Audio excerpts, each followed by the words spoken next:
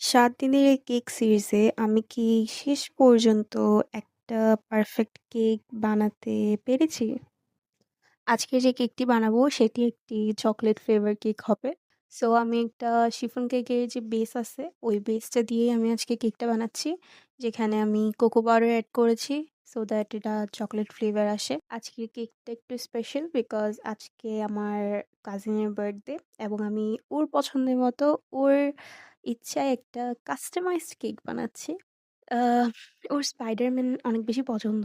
তাই আমরা আজকে কেকটা স্পাইডারম্যান থিম বেসডে রেখেছি।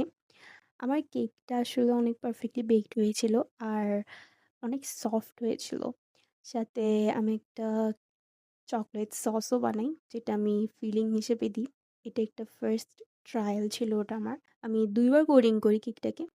ফার্স্টে ক্রাম কোট করে রাখি, দেন আবার ফ্রস্টিং করি। পাইপিং ব্যাগটা আপনারা দেখছেন, এইটা আমার পাইপিং ব্যাগ না। এটা একটা প্লাস্টিকের ব্যাগ। আমি ওই প্লাস্টিকের ব্যাগকেই বেসিক্যালি পাইপিং ব্যাগ বানিয়েছি। Honestly it work, it really work well. আমি ওটা দিয়ে নাম পর্যন্ত লিখেছি। যাই হোক, এখানে একটা কাহিনী হয়েছে সেটা হচ্ছে যেদিন আমি কেকটা বানাই ওইদিন আসলে আমার কাজিনের বার্থডে ছিল না। এর পরের দিনই ছিল। বাট আমি ভুলবশত কেকটা বানিয়ে ফেলি। কিন্তু একটা মিসকমিউনিকেশন এর কারণে আমি ভেবেছি যে ওর বার্থডে 14th এপ্রিল।